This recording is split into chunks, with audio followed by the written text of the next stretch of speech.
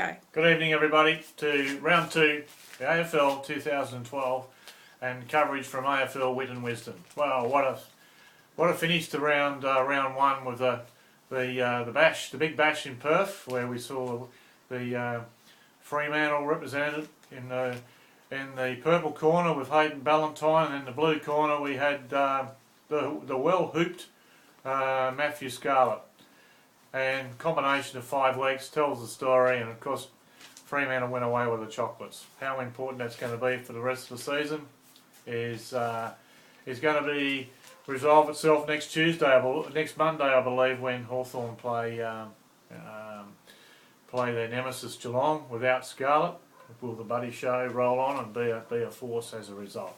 In fact, it's the last time since 2004 that Geelong went 0-2 in the first 2 rounds, so that's a pretty significant incentive for them to beat Hawthorn, who they've had the wood over for the last 7 games. So tune in on Monday, ladies and gentlemen. My tip for that round, for that game, is the Mighty Hawks. I think they're due. They knocked over the Mighty Pies last week, and I think they're a team like West Coast that are on the improve. The other tips for this round, I believe that the best double for the round is Fremantle in Sydney. Fremantle have won their last 2 games in Sydney. They love that little toy oval, and I think they'll do well. And the other one is Port Adelaide. 12 out of the last 14 games they've had the wood on Essendon, and I believe that their win over St Kilda last week has given them a big fillip. St Kilda, well, twilight game against the Suns. In twilight there'll be no Suns. So obviously the Saints will rule the roost there. Across to Tasmania on Sunday, we've got North Melbourne. Their inaugural game in Tasmania at Bellareve Oval against the poor old Giants. The only Giant standing out in that game, of course, will be Mount Wellington in the backdrop. Then we go back to Saturday night, and we've got the Mighty Pies due to break through. Will they join Geelong as last year's grand finalists going 0-2? Or will they record their first 4 points? I believe they will. And from there we've got West Coast and Melbourne. Poor old Melbourne travelling over the West Coast.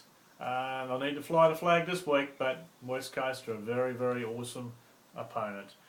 The Dogs travel to Amy Stadium, and the Dogs, 5 out of the last 6 clashes, they've actually beaten Adelaide, but that was when Mr. Barry Hall was prancing around on that forward line. I don't think they've got the firepower to deliver the goods this time, and Patrick Dangerfield is really, really eager. He's never played in a winning team against the Western Bulldogs. I think this is his turn.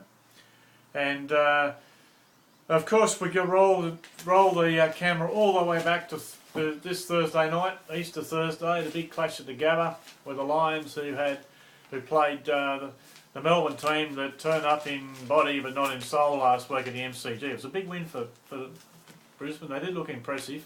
How impressive will be found out tonight when they play Carlton. And Carlton looked an awesome opponent last week when they blew Richmond off the park. My tip, Carlton, not by plenty. I think it'll be reasonably close for the majority of the game, but I do think their class will prevail in the end, with the ball magnets Murphy and Judd, Kate Simpson and co running around. Black and Adcock, of course, will take the game up to them, but I don't think that in the end it'll be anything but a Blues victory. As much as I don't like to say the Blues are going to be rolling on. Now, our Supercoach roundup from last week. I hope you all took notice of Clay Smith, who scored 102 points in 2.5 quarters. Subbed off halfway through the 3rd quarter with cramp. A player of the future. And the other player that stood out for the round was Adam Kennedy from the GWS, from the Giants, who must be a Giant because he ended up with 11 marks, which is a round high tally. So, and 2 bargain basement buys.